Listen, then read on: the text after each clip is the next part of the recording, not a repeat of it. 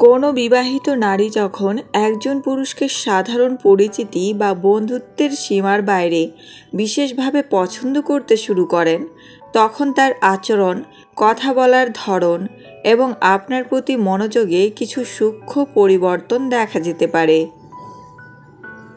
তবে মনে রাখা জরুরি, এসব লক্ষণ শতভাগ নিশ্চিত প্রমাণ নয়।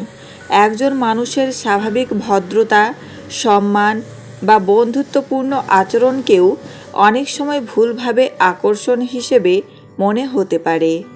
তবুও বাস্তব জীবনে দেখা যায়, যখন কোনো বিবাহিত নারী কারো প্রতি মানসিকভাবে আকৃষ্ট হন বা তাকে বিশেষ গুরুত্ব দিতে শুরু করেন, তখন তিনি অন্যদের তুলনায় তার প্রতি একটু বেশি আগ্রহ দেখান। আপনার কথা মনোযোগ দিয়ে শোনা, আপনার খোঁজ খবর নেওয়া, আপনার উপস্থিতিতে হাসি খুশি থাকা কিংবা অকারণে যোগাযোগ করার চেষ্টা করা, এসব আচরণ তার মনের বিশেষ অনুভূতির ইঙ্গিত হতে পারে। আজকের এই আলোচনায় আমরা জানব এমন কিছু সাধারণ লক্ষণ সম্পর্কে, যেগুলো দেখে বোঝার চেষ্টা করা যেতে পারে যে কোনো বিবাহিত নারী আপনাকে সাধারণ পরিচিতির চেয়ে বেশি পছন্দ করেন কি না। তবে সব কিছুর আগে মনে রাখতে হবে, কারো ব্যক্তিগত সম্পর্ক, বিবাহিত জীবন এবং ব্যক্তিগত সীমারেখাকে সবসময় সম্মান করা উচিত, কারণ প্রকৃত পরিপক্কতা হলো অন্যের অনুভূতি বোঝার পাশাপাশি তার মর্যাদা ও সম্পর্কের মূল্যকেও সম্মান করা। নাম্বার 1, আপনার সঙ্গে কথা বলার সুযোগ খোঁজেন। কোনো বিবাহিত নারী যদি আপনাকে বিশেষভাবে পছন্দ করতে শুরু করেন, তাহলে তার আচরণের সবচেয়ে সাধারণ লক্ষণগুলোর একটি হতে পারে আপনার সঙ্গে কথা বলার সুযোগ খোঁজা। সাধারণ প্রয়োজন বা সামাজিক সৌজন্যের বাইরে গিয়েও তিনি বিভিন্ন অজুহাতে আপনার সঙ্গে যোগাযোগ করার চেষ্টা করতে পারেন। হয়তো এমন কোনো বিষয় নিয়ে কথা বলবেন যা তিনি অন্য কারো কাছ থেকেও সহজেই জানতে পারেন। কখনো কোনো ছোটোখাটো পরামর্শ চাইবেন, কখনো আবার এমন কোনো প্রসঙ্গ তুলবেন যার মাধ্যমে কথোপকথন আরও কিছুক্ষণ চালিয়ে যাওয়া যায়। লক্ষ্য করলে দেখবেন, কথার বিষয় শেষ হয়ে গেলেও তিনি নতুন কোনো প্রসঙ্গ এনে আলোচনা চালিয়ে যেতে চাইছেন। অনেক সময় তিনি আপনার দৈনন্দিন জীবন সম্পর্কেও আগ্রহ দেখাতে পারেন, যেমন আপনি কেমন আছেন, আজ কি করছেন, কোথায় গিয়েছিলেন বা কোনো কাজ শেষ করতে পেরেছেন কি না, এসব বিষয়ে জানতে চাইতে পারেন। এসব প্রশ্ন শুধু তথ্য জানার জন্য নয়, বরং আপনার সঙ্গে যোগাযোগ বজায় রাখার একটি উপায়ও হতে পারে। বর্তমান সময়ে মেসেজ বা সামাজিক যোগাযোগ মাধ্যমেও এই বিষয়টি দেখা যায়। তিনি মাঝে মধ্যে কোনো কারণ ছাড়াই মেসেজ করতে পারেন, কোনো পোস্টে প্রতিক্রিয়া জানাতে পারেন বা এমন কোনো বিষয় শেয়ার করতে পারেন যা তাকে আপনার কথা মনে করিয়ে দিয়েছে। এর মাধ্যমে তিনি কথোপকথনের একটি ধারাবাহিকতা বজায় রাখতে চান। তবে একটি বিষয় অবশ্যই মনে রাখতে হবে, কেউ আপনার সঙ্গে বেশি কথা বলছে মানেই তিনি রোমান্টিকভাবে আকৃষ্ট, এমন সিদ্ধান্ত নেওয়া ঠিক নয়। কিছু মানুষ স্বাভাবিকভাবেই বন্ধুত্বপূর্ণ এবং মিশুক হন, তাই এই লক্ষণকে একা বিচার না করে অন্যান্য আচরণের সঙ্গে মিলিয়ে দেখাই সবচেয়ে যুক্তিযুক্ত। নাম্বার 2, আপনার কথায় বিশেষ মনোযোগ দেন।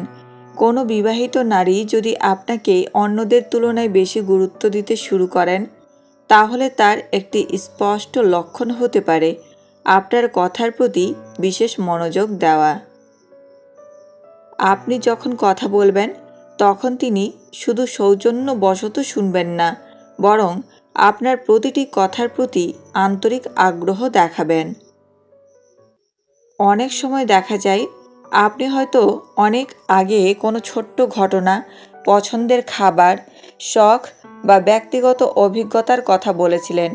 বেশিরভাগ মানুষ এসব বিষয় দ্রুত ভুলে গেলেও তিনি সেগুলো মনে রাখেন এবং পরে কোনো এক সময় সেই প্রসঙ্গ আবার তুলে আনেন।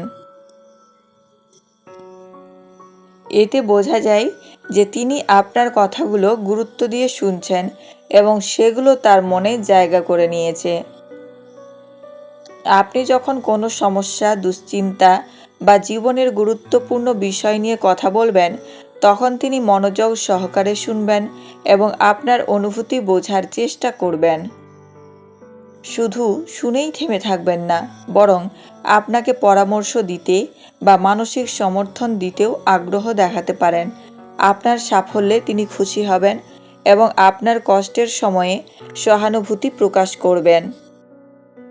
এছাড়াও দলগত আলোচনায় অনেক মানুষের উপস্থিতি থাকলেও তিনি আপনার মতামতকে আলাদা গুরুত্ব দিতে পারেন। কোনো বিষয়ে আপনার চিন্তাভাবনা কী সেটা জানার জন্য আগ্রহ দেখাতে পারেন। কখনো কখনো আপনার কথা বলার সময় তার চোখের ভাষা, মুখের অভিব্যক্তি এবং মনোযোগী আচরণই বলে দেয় যে তিনি আপনার প্রতি সাধারণের চেয়ে বেশি আগ্রহী। তবে এখানেও মনে রাখতে হবে, মনোযোগ দিয়ে শোনা সবসময় রোমান্টিক আকর্ষণের লক্ষণ নয়। অনেক মানুষই স্বভাবগতভাবে ভালো শ্রোতা হন, তাই এই লক্ষণটি অন্য আচরণগত পরিবর্তনের সঙ্গে মিলিয়ে দেখলে তবেই সঠিক ধারণা পাওয়া সম্ভব। নাম্বার ৩, আপনার খোঁজখবর নেওয়ার চেষ্টা করেন।